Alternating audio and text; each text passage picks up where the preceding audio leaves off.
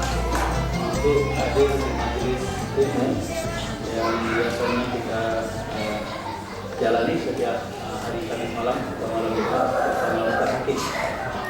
Karena Ustaz Hakim berhalangan, beliau ada konferensi di Singapura, di National di Singapura.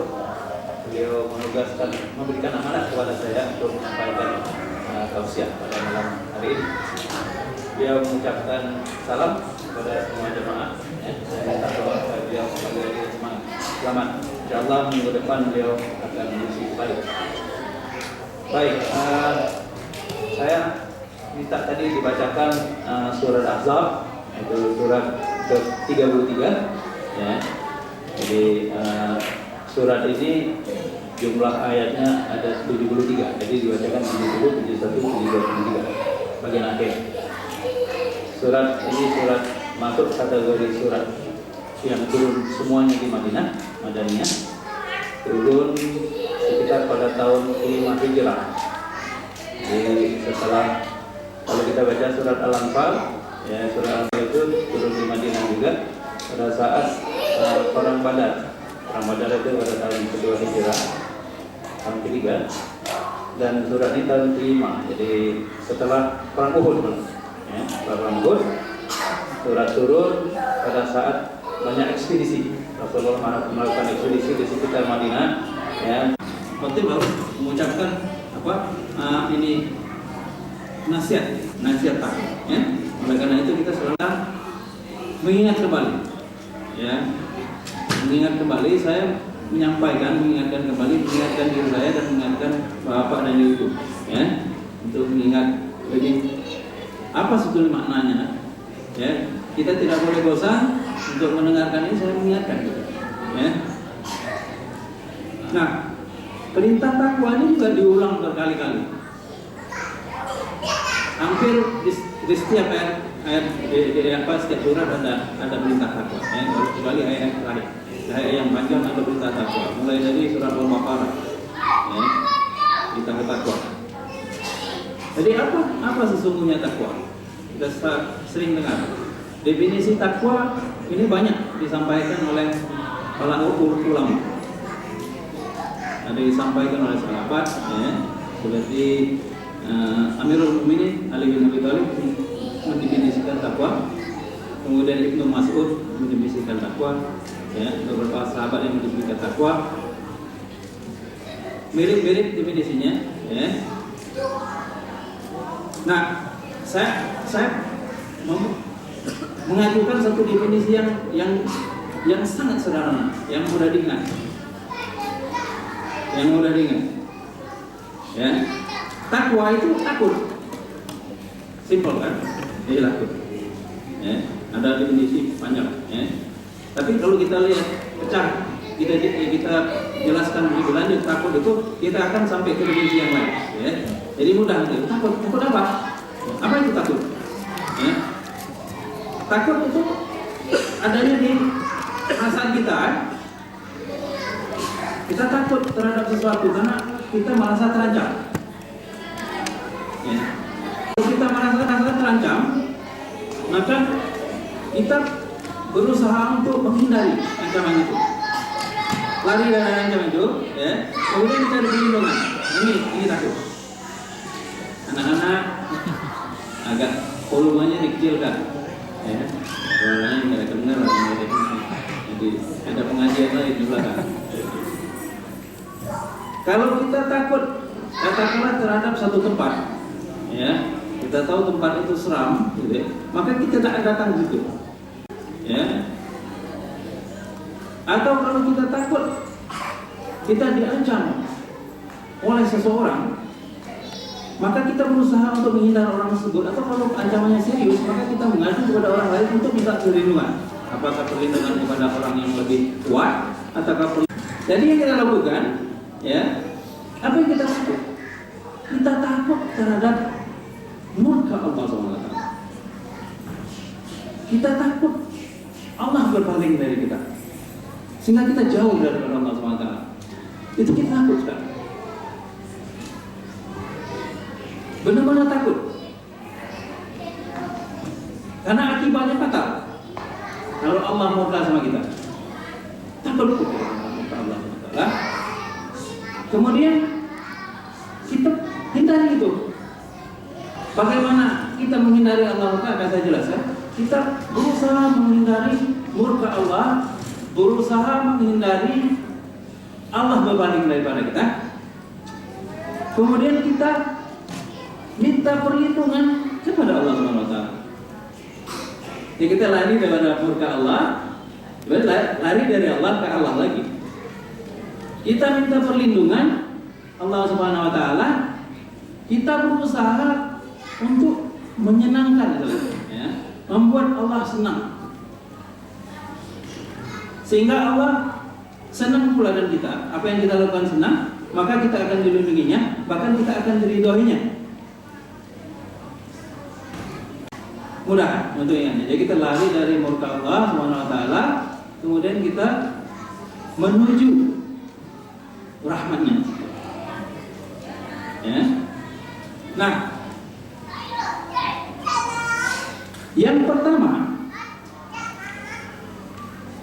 kita berusaha sekuat tenaga untuk menghindari murka Allah atau Allah berpaling dari.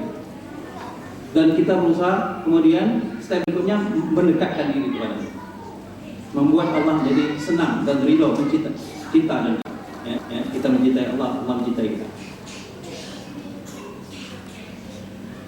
Oleh karena itu kita harus apa saja yang membuat Allah murka, apa saja yang membuat Allah berpaling kepada kita. Ini yang kita hindari. Takut kita kalau kita melakukan sesuatu yang Allah tidak sukai, Allah murka, maka bahaya bagi kita. Maka ancaman Allah SWT, Allah akan murka. Nah, yang membuat Allah murka itu banyak sebetulnya. Yang ini harus diingat, ya, saya ingatkan apa yang kita hindari. Yang pertama, Allah sangat murka kepada orang yang berbuat syirik, musyrik. Bahkan dikatakan di dalam Al-Quran, ya, dosa orang yang berlaku syirik itu tidak akan diampuni kalau dia tidak tobat. Jadi kalau sampai meninggalnya, walaupun dia mengaku sebagai orang beriman, dia tetap berlaku syirik, maka syirik itu nanti harus bahaya sekali. Timbangannya nanti jadi berat ke syirik. Apakah syirik itu syiriknya seperti sifatnya uluhiyah, ya, kita menyembah ada Tuhan-Tuhan lain, atau syirik yang sifatnya rububiyah, misalnya kita beranggapan bahwa kalau kita pergi ke dokter atau kita berobat kepada seseorang, kemudian kita yakin bahwa dia lah yang menjadi penyembuh, bukan Allah SWT, maka kita syirik.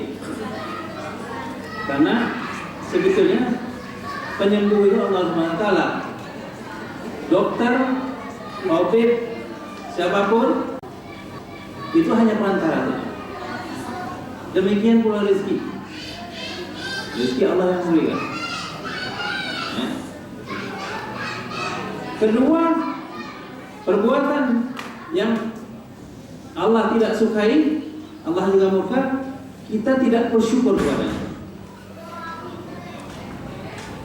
Di dalam Al-Quran, syukur lawannya kufur, ya kan? Mirip-mirip jadi musyrik. Syukur itu lawannya kufur. Artinya kita tidak menghargai, ya, meniadakan, menganggap sepi nikmat-nikmat Allah yang begitu banyak yang kita terima setiap detik. Tanpa nikmat Allah SWT kita tidak bisa hidup di dunia ini. Nah, nikmat-nikmat itu yang harus kita sadari dan kita syukuri. Saya tidak akan cerita banyak tentang syukur karena hanya meng-highlight saja. Jadi kita setiap saat harus bersyukur. Tidak boleh melakukan tindakan-tindakan yang mengarah atau membuat kita jadi seorang yang melakukan syirik. Ya. Kemudian, ya, kita menghindari semua maksiat. Dosa-dosa besar banyak tuh. Ya. Di dalam satu hadis hidupkan ada 7, ada lagi 10. Di antaranya misalnya yang harus kita hindari kita tidak boleh durhaka kepada orang tua, karena itu dosa besar. Kita tidak boleh makan riba, itu dosa besar. Kita tidak boleh bersumpah palsu, tidak boleh berzina, ya. Hal-hal yang membuat Allah murka. Ya. Pada prinsipnya kita menghindari semua hal-hal yang membuat kita berdosa, walaupun mungkin tidak bisa 100%. Yang besar-besar dulu kita coba hindari, kemudian yang kecil-kecil, ya. Kalau kita bisa hindari, kalau kita sengaja, kemudian istighfar kepada Allah SWT. Banyak dosa ya, yang kecil-kecil kadang-kadang di rumah misalnya, ya, banyak semut. Dengan semena-mena kita menggunakan senjata kimia, mati semua. Padahal yang salah kita, mungkin banyak makanan sana sini tidak bersih, semut masuk, kita mengundang semut untuk makan. Pada saat semut datang itu makan, kita kasih makan, betul ya. Terus kita bunuh dia, ya. Dengan senjata kimia, luar biasa, mati semua, ya. Jadi itu dosa, betul ya. Ya, semena-mena kita berbuat terhadap makhluk Allah, semua makhluk Allah SWT, ya. Mungkin juga binatang-binatang yang lain, ya. Beberapa dosa dia punya medan maksiat, itu punya medan maksiat kayak medan magnet. Kalau kita masuk di dalam medan itu, maka kita tertarik, susah membawanya. Oleh karena itu pastikan ibu jauhi. Contoh misalnya yang kita disuruh menjauhi maksiat, misalnya jangan mendekati zina. Perintah yang paling berat supaya menjauhi, artinya tidak boleh melakukannya, jangan dekati, karena kalau dekat kita akan tertarik, ada medan daya tarik yang sangat kuat, tidak kuat kita menghadapinya. Ya. Oleh karena itu hal-hal yang mengarah ke sana kita jauhi supaya kita tidak masuk dalam perbuatan maksiat. Kalau sudah telanjur, sudah nggak bisa lagi. Oleh karena itu hindari, ya, prinsip-prinsip menghindari perbuatan dosa. Hal-hal yang lainnya, ya, kita dosa-dosa berat, misalnya berbuat zalim. Minggu lalu kita sebutkan, dengan perbuatan zalim itu Allah bisa mendatangkan siksa. Berat berarti, bisa mendatangkan siksa. Apalagi zalimnya berketulusan, ya, dan bersifat jamaah, ya. Kemudian berbuat fasik, berbuat kerusakan di muka bumi, buat fasad, memfitnah, berdusta, ya, ghaibah, gosip, greed, serakah, tidak pernah puas, meninggalkan kewajiban, meninggalkan perintahnya. Misalnya kita meninggalkan sholat, dosa besar dosanya. Kalau sengaja kita tinggalkan, berat. Tidak boleh, misalnya puasa. Bahkan kalau sholat kita harus jaga tuh, menjaga sholat, tidak hanya melakukan sholat, tapi menjaganya, ya. Tidak boleh dianggap enteng tuh, ya. Tidak boleh sholat-sholat yang sudah jelas waktunya kemudian dikumpul-kumpulkan, dikodok jadi satu. Ada yang mengkodoknya 2, ada yang mengkodoknya 5 sholat sekaligus. Tidak heran banyak terjadi di sini, ya. Dari mana dasarnya? Berdosa itu. Tidak boleh sholat dikodok, ya, kecuali dalam keadaan sangat-sangat darurat, ya. Kalau puasa boleh, ada dalilnya, boleh itu kodok. Kalau sholat tidak ada, ya. Yang ada jamak, ya, qasar. Kalau sholat tidak bisa berdiri, sholat duduk, gitu kan? Kalau tidak bisa duduk, berbaring. Kalau tidak bisa menggerakkan tangan, cukup dengan mata. Sebegitu pentingnya sholat harus dilakukan pada waktunya, tidak boleh pada yang lain. Ya.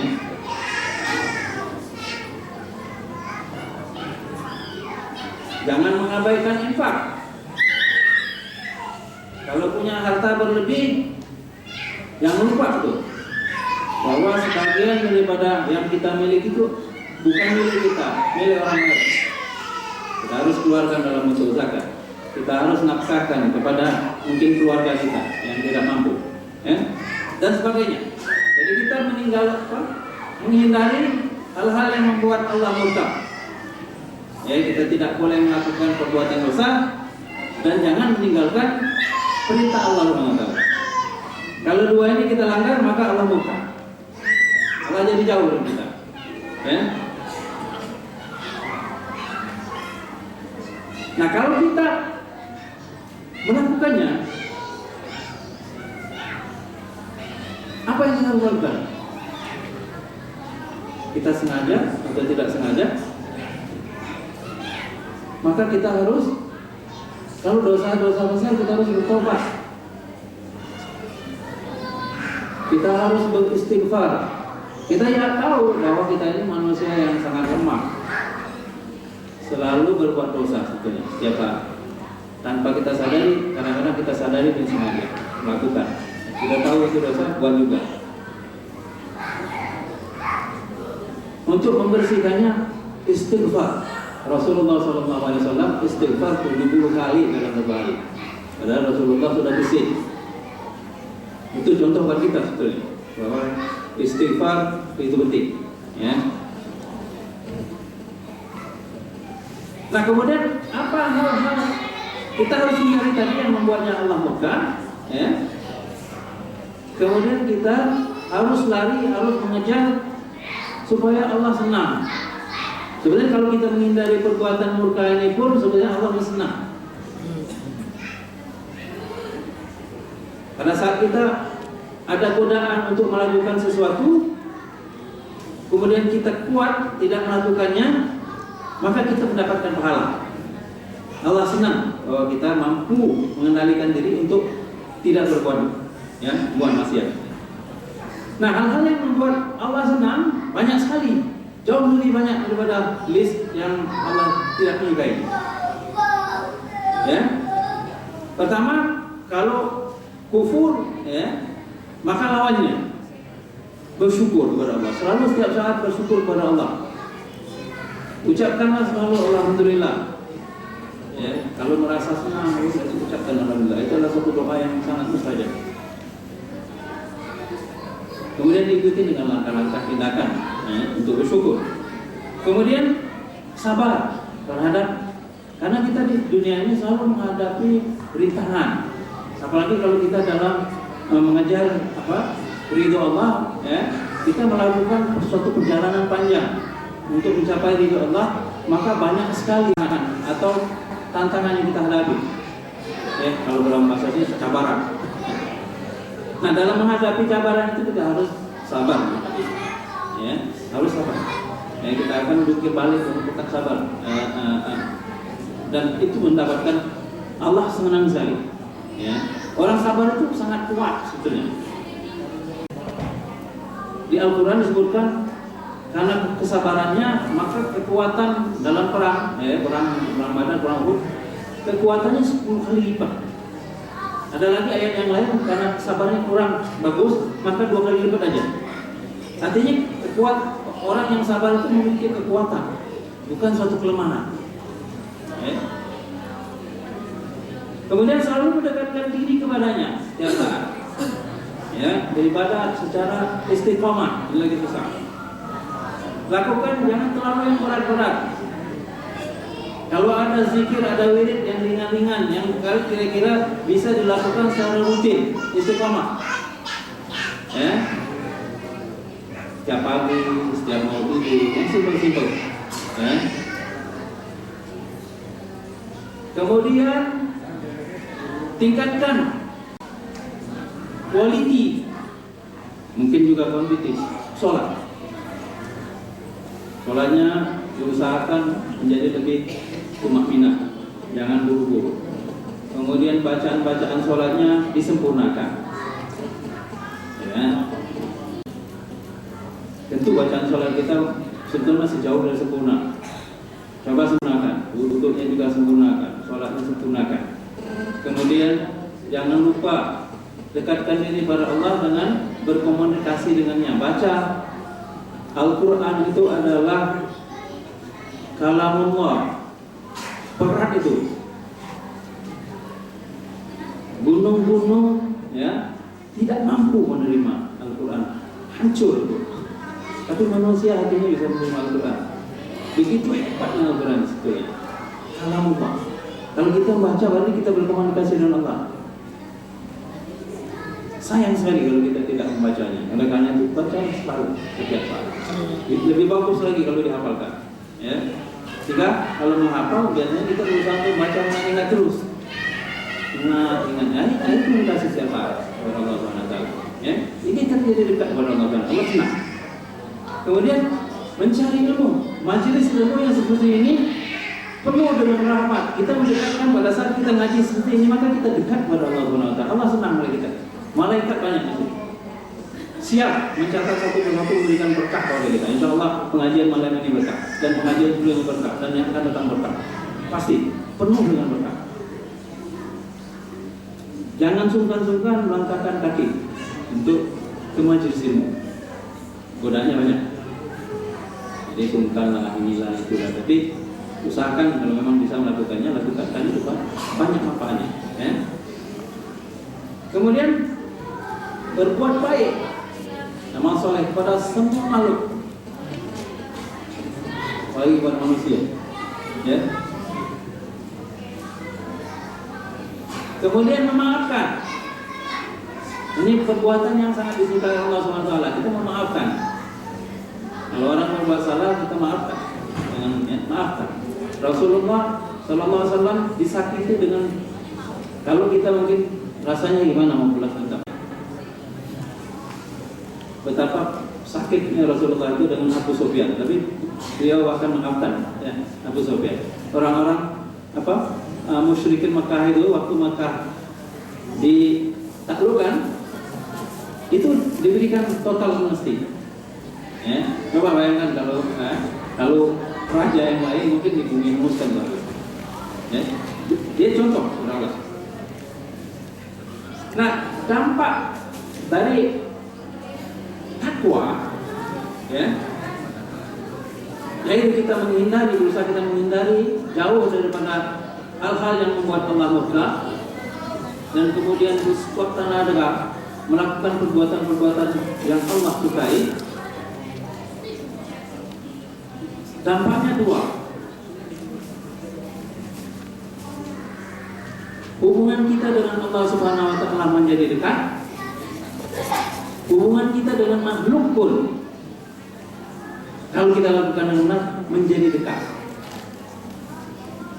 Takwa yang sifatnya transendental, kita dekat kepada Allah SWT. Kemudian ada dampak horizontal, ketakwaan sosial. Jadi ada dampak sosialnya. Ya.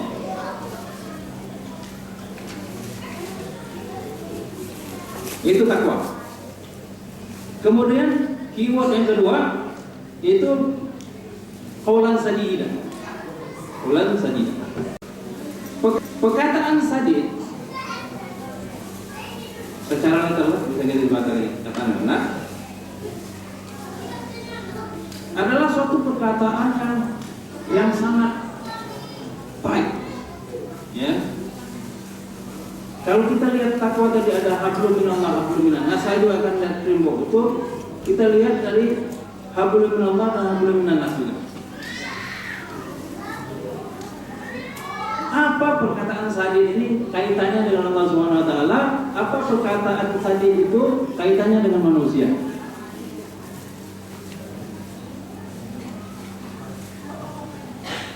Dan ada yang diantara. Sadid itu adalah suatu perkataan mengandung kebenaran. Di dalam Al-Quran ada banyak perkataan qaulan. Ada qaulan sadidah, ada kaulan ma'rufah, ya, perkataan yang baik, ada kaulan karimah, ya, ada kaulan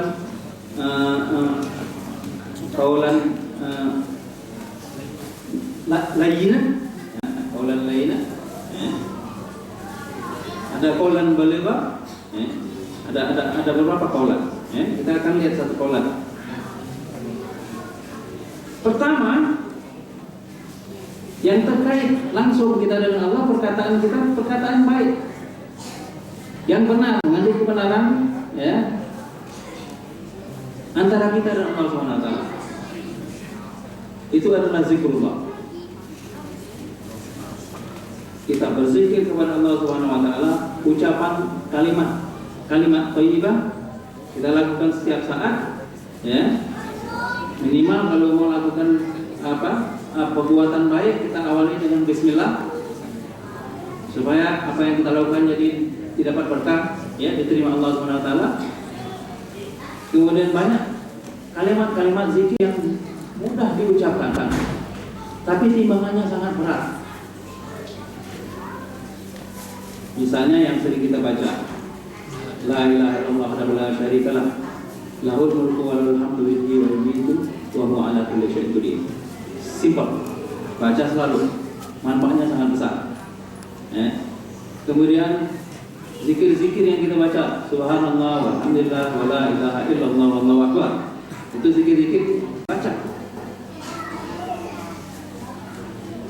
Zikir yang berat lagi, yang timbangannya lebih berat dari dunia dan seisinya, ini adalah subhanallah wa bihamdihi subhanallahil azim.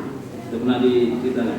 Banyak kata-kata yang mudah diucapkan, tapi timbangannya berat. Sambil kita resapi, kita mendekatkan diri. Ini kaulan sadidah kita kepada Allah SWT. Kaitannya erat dengan takwa, ya. Kemudian apalagi kaulan sadidah, ucapan kita kepada Allah, kita memohon kepada Allah, berdoa kepada Allah SWT. Ya. Kalau kita sholat itu doa juga. Ini doa. Mengapa kita berdoa kepada Allah SWT? Kita minta kepada Allah SWT semua hal yang kita inginkan, karena dialah menguasai segala sesuatu. Kalau kita tidak pernah berdoa, berarti kita sombong. Berbeda kalau kita minta. Kalau kita minta kepada manusia, minta sekali dia oke, minta 2 kali oke, 3 kali mungkin mukanya jadi masak, 4 kali minta melulu ini.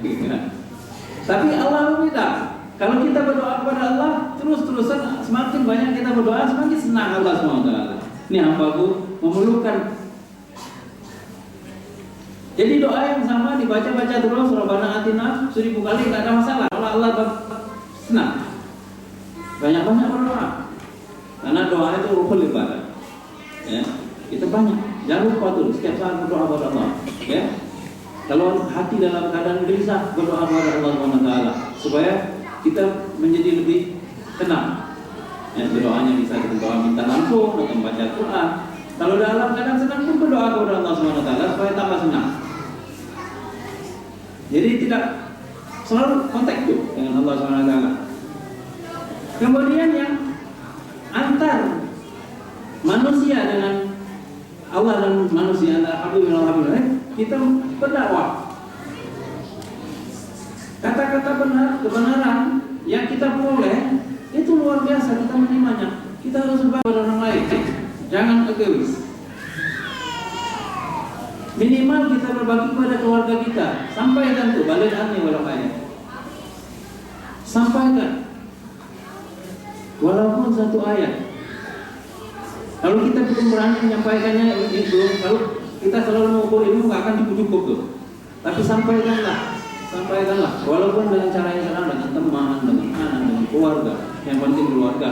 Kalau sudah punya ilmu lebih sedikit, mungkin kalau kita Facebook gitu, sedikitlah memberikan nasihat, gitu ya, boleh.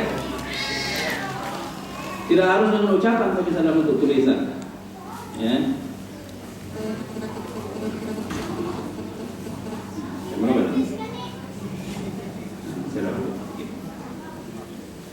Kemudian hablum minan nas sekarang. Kaulan sadid berarti berkata benar disampaikan dengan baik dan sopan santun, sehingga orang menerima dengan baik suatu kebenaran. Ya. Sampaikannya, kalau kebenaran itu disampaikan dengan cara yang salah, orang akan menolak. Kita harus sampaikan dengan cara yang baik, tahu momen menyampaikannya, kemudian disampaikan dengan santun. Ya.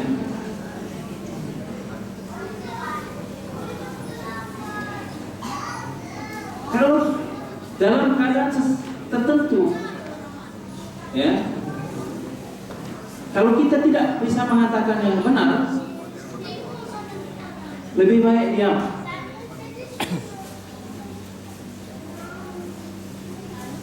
Ya, lebih baik diam. Ya. Itu karena diam itu emas. Ya, sebetulnya kalau kita tidak tahu benar atau salah suatu statement, suatu perkataan, maka kita diam saja. Jangan kita expose diri kita tidak tahu kepada orang lain. Diam, lebih bagus. Dalam satu hadis dikatakan, barang siapa yang beriman kepada Allah dan hari akhir, berkata baik, benar atau diam. Barang siapa yang beriman kepada Allah dan hari akhir, dia harus berbuat baik kepada tetangganya. Barang siapa yang beriman kepada Allah dan hari akhir, dia harus memperlakukan tamunya dengan baik. Kita ada satu kata, kalau tidak bisa mengatakan dengan benar, baik, diam saja.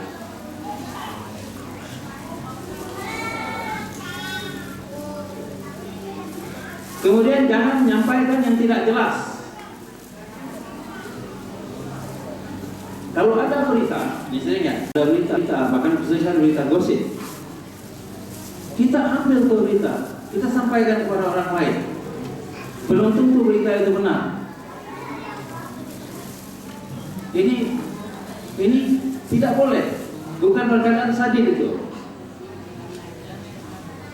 Ya, dalam surat Al-Hujurat, ya, ayat 6 atau ayat 7, ya, kita dilarang kok.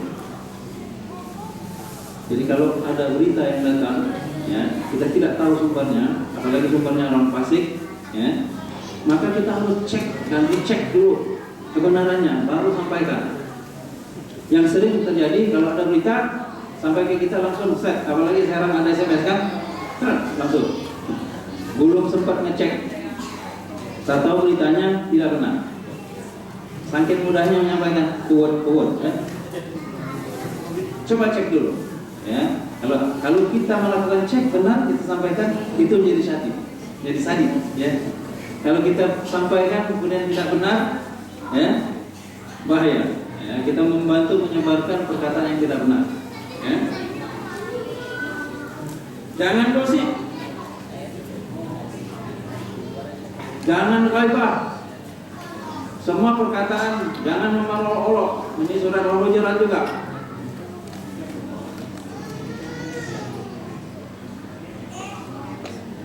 Jangan berkata menusuk dan menyinggung perasaan, atau membuat sahabat, teman jadi tidak enak dengan ucapannya. Ya. Seringkali kita harus banyak belajar bagaimana berteman kasih dan baik, sehingga apa yang kita ucapkan tersebut membuat orang lain senang. Kalau ada informasi di dalam ucapan kita, informasinya benar.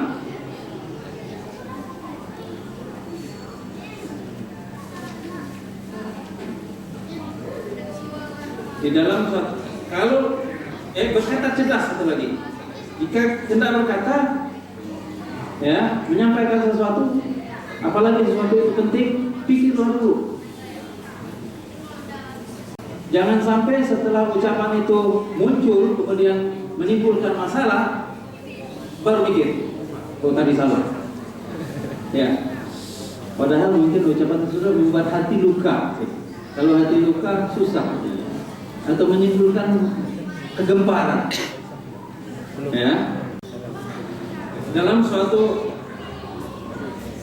kata-kata kelima Amirul Mukminin Ali bin Abi Thalib, lidah orang berakal dikendalikan hatinya. Ya. Sementara orang yang bodoh dikendalikan lidahnya. Jadi kita harus jadi orang yang berakal. Lidah kita ini harus kita kendalikan hatinya dan akal kita. Jangan sampai keluar asbun menimbulkan masalah. Ya. Kemudian apa implikasi perkataan tadi di dalam ayat? Ya, amal kita akan diperbaiki. Yuslih lakum a'malakum.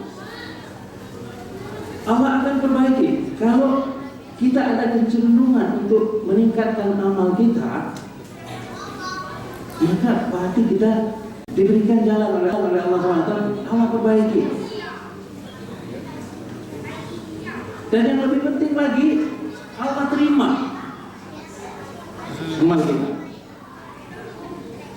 Kalaupun amal kita mungkin tidak sempurna, yang penting amal itu dianggap oke dan diterima Allah SWT.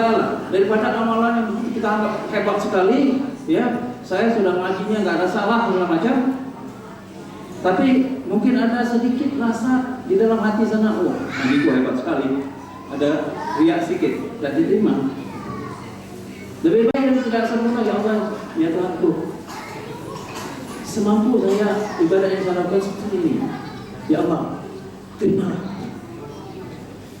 Kalau Allah nerimanya selesai. Tidak sempurna, wudhu kita mungkin tidak sempurna, mestinya sampai ke siku sini, mungkin tidak sampai. Cuci kakinya mungkin cuma di air mengalir saja, tidak diusap misalnya. Gitu.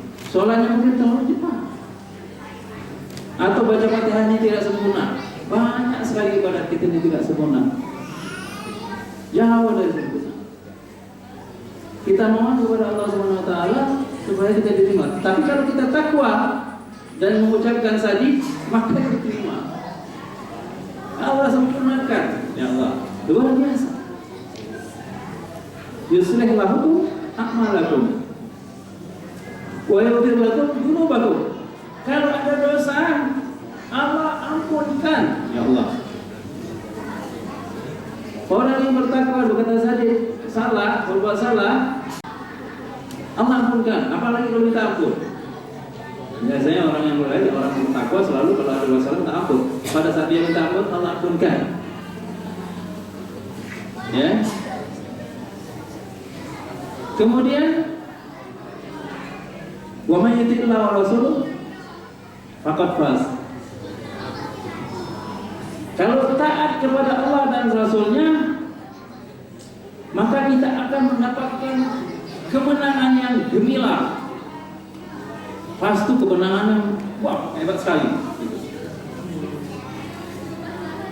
Kalau kita bertakwa kepada Allah, ya, maka otomatis sebetulnya statement bahwa kita taat kepada Allah dan Rasul. Begitu? Mengapa? Karena pada saat kita bertakwa, kita berusaha untuk melaksanakan perintahnya karena takut tadi dan menghindari larangannya. Otomatis kita taat kepada Allah SWT dan taat kepada Rasulnya. Kita akan mendapatkan suatu kemenangan yang gemilang. Hadiahnya luar biasa. Fauzan azim. Suatu karunia yang sangat besar, azim. Di dalam surat Surat Shaf itu Jannatun Naim. Fauzan azim itu adalah jannah yang tinggi. Fauzan azim. Saya pikir waktunya mungkin tidak mengizinkan untuk dilanjutkan pada ayat berikutnya, ya. Sekedar ringkasan saja pada ayat berikutnya. Jadi pada ayat berikutnya tentang amanah. Tentang amanah, kita di buletin itu sudah disebutkan ada 3 bentuk amanah yang besar, itu amanah Allah, amanah Rasul, dan amanah sesama manusia. tiga-tiganya kita tidak boleh berkhianat. Sedangkan amanah yang disebut di sini, ya, amanah itu ditawarkan kepada makhluk yang besar-besar, ditawarkan kepada 7 langit, samawat, bukan sama saja, samawat, semua langit. Bisa dibayangkan, jagat ini baru sama dunia, yang kita lihat ini baru sama dunia. Sudah luar biasa, bermiliar-miliar bintang, ya, bermiliar-miliar galaksi. Manusia ini tidak ada apa-apanya dari segi besarnya. Bahkan kita lebih kecil dari pasir di padang pasir, lebih kecil daripada satu tetes air di lautan Pasifik. Kalau kita dibandingkan dengan, bahkan bukan hanya kita, tapi bumi ini kecil, tidak ada apa-apanya. Ya, apa yang kita lakukan itu insignificant, tidak berarti sama sekali bagi Allah SWT, tapi buat kita sendiri. Allah tawarkan amanah itu kepada langit yang besar sekali, kepada bumi, kepada yang lebih kecil lagi, gunung-gunung. Semuanya takut, tidak berani menerima amanat itu. Takut, mereka tidak mampu melaksanakannya. Takut berkhianat. Kalau menerima amanat, ada namanya accountability, tanggung jawab. Kita ini ada accountability. Setelah ditawarkan itu, tidak ada yang mampu ditawarkan kepada manusia. Manusia mau, manusia sanggup melaksanakannya.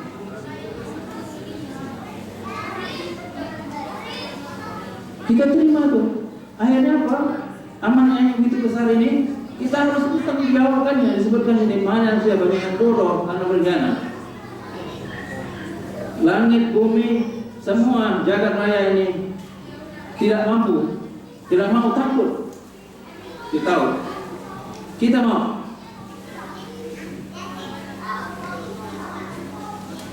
Kita harus benar-benar melaksanakan amanat ini dengan baik. Di dalam tafsir dikatakan apa amanat besar itu? Untuk diberikan amanat, berarti kita harus bertanggung jawab. Untuk bisa bertanggung jawab, berarti kita harus ada independensi, supaya bisa dinilai.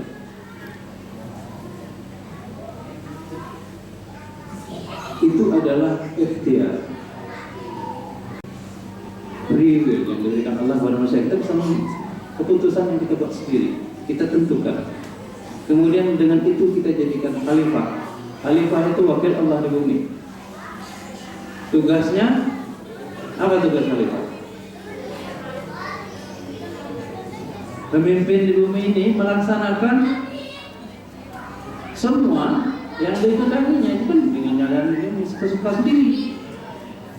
Kita harus melaksanakan apa yang kehendak Allah supaya bumi ini makmur. Kita lihat bahwa banyak manusia yang berkhianat, merusak bumi dari dulu sampai sekarang. Di dunia ini banyak yang kufur, banyak yang berkhianat, jauh lebih banyak yang berkhianat daripada yang amanah. Kalau kita hitung saja muslim ini berapa? Sepertiga daripada berapa? Sepertiga. 2/3 sudah jelas berkhianat. Yang sepertiga ini pun banyak juga berkhianat. Lalu korupsi, khianat. Berbuat kerusakan, khianat. Kita hidup di dunia ini harus melaksanakan amanah Allah SWT, memakmurkan bumi dan menjadi contoh, menjadi rahmat bagi semua makhluk. Ya, saya kira itu saja ringkasannya karena waktu kita terbatas. Di jam 10 harus switch off. Ya. Jadi, saya rasa apa yang saya sampaikan tadi mudah-mudahan banyak buat bagi saya, hanya mengingatkan saja. Jadi tidak ada yang baru sebenarnya dalam itu, hanya mengingatkan diri saya sendiri dan mengingatkan bapak dan ibu. Jadi kalau ada yang ingin ditanyakan silakan. Tapi mungkin saya tidak bisa jawab. Kalau saya tidak bisa jawabnya, saya akan tanya Ustaz Agus. Saya jelaskan di depan. Atau di sini ada Ustaz Agus. Ya, yang mungkin bisa membantu saya. Ada yang lain. Silakan. Bismillahirrahmanirrahim. Assalamualaikum warahmatullahi wabarakatuh. Nama saya Muhammad Nur Mansur. berasal dari NTB, Nusa Tenggara Barat. Zina adalah perbuatan dosa atau dosa besar, zina mata ataupun kelakuan. Yang ingin saya tanyakan kepada Pak Ustadz, apakah kita melakukan zina itu bisa dimaafkan oleh Allah atau bisa bertobat? Itu aja Ustadz. Karena kenapa saya tanyakan demikian? Karena dalam ceramah ataupun dakwah atau khutbah tidak ada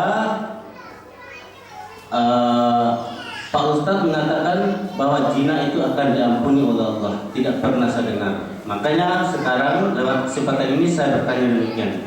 Terima kasih. Wassalamualaikum warahmatullahi wabarakatuh. Silakan Polcek. Saya ada dua pertanyaan, Ustaz. Pertanyaan pertama mengenai sembahyang kodok. Sembahyang kodok saya pernah mendengar di radio. Kalau nggak salah itu ustadznya itu dari Malaysia waktu itu. Katanya begini, menurut tema saya sembahyang kodok itu harus dan ada itu. Kalau ada berani yang Ustaz mengatakan tidak ada sembahyang kodok, suruh jumpa saya. Dia begitu kata-katanya dalam khutbah, dalam ceramahnya. Yang dia jawab begini lagi katanya, karena menurut saya berani mengatakan seperti itu. Katanya sembahyang kodok itu daripada kita ditinggalkan, kalau kita dikodok sembahyang itu katanya seumur hidup kita sembahyang itu full, tidak boleh kelewat. Jadi dengan kodok itu insya Allah sembahyang kita full. Itu yang pertama saya tanyakan menurut Ustaz bagaimana. Yang kedua, kita diwajibkan memakmurkan dunia ini. Bagaimana dengan orang-orang kafir yang memakmurkan dunia ini? Itu pertanyaan saya. Assalamualaikum. Saya berpikir kemana? Jadi kalau mau lebih itu nanti tanyakan Ustaz ya. Karena saya bukan pakar dalam bidang syariat, tapi saya akan coba menjawab semampu saya dengan ilmu yang saya miliki. Nah, sebetulnya semua dosa, apapun dosa itu, kalau kita bertobat, tobatan nasuha, akan diampuni oleh Allah.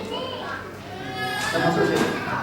Persoalannya kita tidak sempat, mungkin kita tidak tahu bahwa itu syirik, itu yang berbahaya, sehingga kita tidak sempat bertobat. Kadang-kadang sering kita harus sekali kita berbuat sehingga kita tidak tahu bahwa itu salah, itu dosa, sehingga kita tidak sempat minta tobat kepada Allah. Untuk bertobat kita harus ngasih tahu dosa yang mana mau tobat. Ya. Nah, apalagi zina. Nah, zina dosa besar, maksud dosa-dosa besar. Nah, kalau dalam pemerintahan Islam, ya, dari dipraktikkan zaman Rasulullah dulu, ada seorang wanita, ya, ada seorang wanita. Ini kira-kira dia mengatakan dia berbuat zina, dia dalam keadaan hamil. Rasulullah, nantilah, tidak terlalu dilayani. Datang lagi setelah melahirkan. Nantilah, susukan lagi ke anak sampai 2 tahun. Datang lagi, baru dieksekusi. Sebetulnya diberi kesempatan, ya. Ya kalau dia buat berzina, dia declare, ya. Kemudian ada hukumannya. Kalau dia tidak declare, ya, ada saksi 4, ya. Maka dalam daulah Islam, maka ada hukuman rajam tuh. Kalau dia bujangan, hukuman rajam yang berbeda dengan orang yang sudah nikah, ya. Nah, kalau dia tidak ada dalam daulah Islam, hukuman ini tidak bisa dilakukan. Maka tobatlah, yakin bahwa Allah akan mengatur itu. Tapi tobat benar-benar tobat, tobatan nasuha. Tobat itu pada diri sendiri, itu tidak melakukannya lagi. Never ever, tidak pernah melakukannya lagi dan tidak berjanji. Sudah itu upayakan, ya, berbuat baik untuk menutupi kesalahan. Insya Allah Allah terima. Insya Allah Allah terima. Ya, coba. Kalau masih tak yakin, nanti tanya Ustaz. Ya. Jadi, coba. Insya Allah Allah terima. Kemudian masalah pokok. Tidak ada dalil di dalam Al-Quran maupun hadis mengatakan sholat itu pokok. Yang ada dalil kias. Ada dalil kias dari puasa. Ya. Dari puasa itu kalau perempuan ya puasa dia batal, kita batal, kita wajib kodok. Ya kan? Karena ada di dalam ayat itu mengatakan kita harus menggantikannya pada jumlah hari yang sama pada bulan-bulan yang lain. Coba tengok ibu-ibu yang dalam keadaan halangan, kodok nggak sholatnya? Tidak. Tidak. Bagaimana kita bisa mengkiaskan sesuatu yang tidak sinkron? Ya.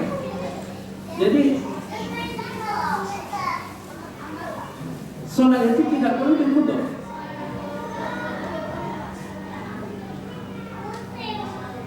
Dikasih jalan yang sangat rinci. Kalau tidak bisa dilaksanakan, ya pada waktunya tidak bisa berdiri duduk, tidak bisa duduk terlentang dan disyaratkan. Artinya dalam keadaan ragu. Kalau tidak ada waktu kasih panjang tuh. Kita ada option yang namanya jamak. Jamak ada ininya, ada dalilnya. Ada di dalam Al-Quran dalilnya. Tapi kodok tidak ada. Kecuali dalam keadaan benar-benar mendesak yang tidak mungkin kita lakukan. Mungkin saja saya lakukan dalam keadaan-keadaan yang tidak. Katakanlah saya pernah melakukan perjalanan jauh. Saya yakin bahwa pakaian saya tidak suci. Saya yakin tidak suci, sehingga dan tidak ada. Kalaupun saya ini di mobil, kalaupun saya katakanlah ambil tidak ada air, bisa menggunakan tayamum yang ada debu yang ada di mobil, tapi saya tidak suci. Sholat saya tidak bisa tidak suci. Oleh karena itu saya tetap melakukan sholat, saya tidak suci. Namanya sholat menghormati waktu.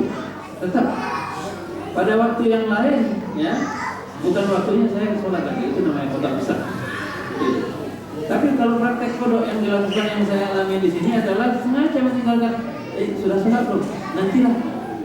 Sholat zuhur tuh. Sudah asar itu? Sudah asar ya? Nantilah. Nanti saja. Maghrib. Sudah lewat waktunya. Nanti maghrib, nantilah, nanti digabung menjadi isya, nanti ada 5 kali sholatnya. Itu yang nggak boleh. Ada prakteknya juga. Jadi kalau ada ustaz tadi bilang katanya jangan diskusi sama Zaki lah. Ya, ya. Mungkin kodok yang dimaksud seperti itu dalam keadaan darurat, ya. Kemudian memakmurkan bumi. Itu adalah tugas khalifah, memakmurkan bumi, ya. Tentu saja aturan memakmurkan bumi itu harus mengikuti aturan dia. Orang bumi ini punya dia loh, punya Allah SWT. Kita ini numpang. Mau semain-mainan numpang, ya kan? Kalau numpang ya kita harus ngikutin apa yang diinginkan Allah. Allah kasih itu guideline, Allah kasih Al-Quran, Allah kasih aturan-aturan, Allah turunkan Rasul supaya semuanya benar. Tapi manusia nggak mau. Orang kafir makmurkan bumi, benar kan? Benar kan? Mereka makmurkan bumi, kerjanya bikin kerusakan saja. Berapa banyak kerusakan yang berulang? Berapa banyak mereka merusak ini? Orang-orang kafir ini merusak apa? Tatanan, struktur dunia ini. Lingkungan dirusak, manusia dibunuh. Bukan satu dua, begitu juga. Mungkin mereka mengembangkan teknologi, mengembangkan untuk kebaikan, ada pesawat segala macam. Ya.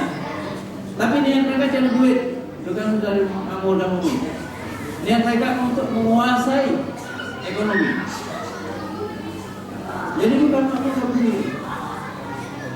Yang makmurkan bumi adalah untuk menegakkan hukum-hukum Allah di bumi. Kemudian Indonesia keadilan yang paling penting ada. Adakah keadilan dalam dunia ini? Nggak ada. Kalau hukum Allah tidak ditegakkan, maka keadilan itu utopia saja, hanya ucapan, ya, tidak dilaksanakan. Ya. Saya pikir itu. Jadi kita mungkin melihatnya seolah-olah mereka memakmurkan bumi, sebetulnya tidak. Banyak kerusakan yang terjadi. Ya. Kita mestinya yang melakukan.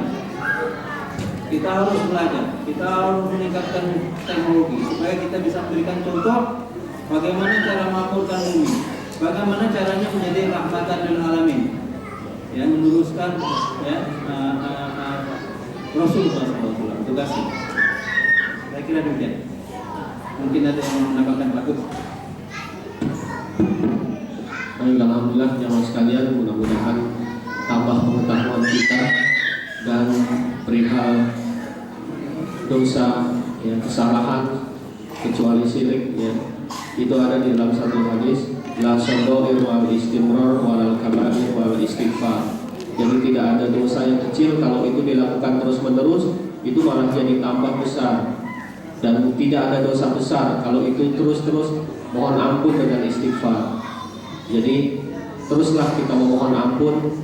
Kebanyakan adalah dosa yang tidak disengaja, itu tanpa kita sadari. Oleh karena kita selalu di dalam akhir perkataan mohon maaf bila disengaja atau tidak. Nah, itulah perkataan. Jadi selalulah kita beristighfar. Orang yang mengaku bahwa dirinya dia tidak ada dosa, itu sudah dosa. Jadi sesungguhnya kita selalu memohon ampun kepada Allah, disengaja ataupun tidak, kepada manusia di sekeliling kita, makhluk dan sebagainya.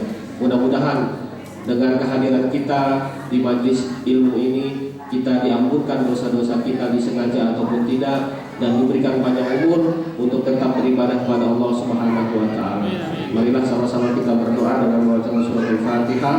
Semoga apa yang kita hajatkan dikabul oleh Allah Subhanahu wa taala dan akhir hayat kita menjadi husnul khatimah. Al-Fatihah. A'udzubillahi minasyaitonir rajim. Bismillahirrahmanirrahim. Alhamdulillahirabbil alamin arrahmanir rahim maliki yaumiddin. Iyyaka na'budu wa iyyaka nasta'in ihdinas siratal mustaqim siratal ladzina an'amta 'alaihim ghairil maghdubi 'alaihim waladdallin. Amin.